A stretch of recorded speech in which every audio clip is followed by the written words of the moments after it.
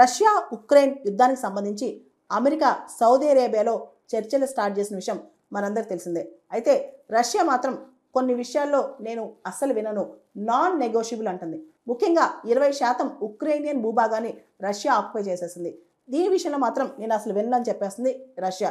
నేను ఆక్యుపై చేసిన భూభాగాలు తిరిగి ఇవ్వనని చెప్పి రష్యా చెప్తోంది. 2014 సంవత్సరంలో ఉక్రెయిన్ దగ్గర నుంచి క్రిమియాని ఆక్యుపై చేసింది రష్యా.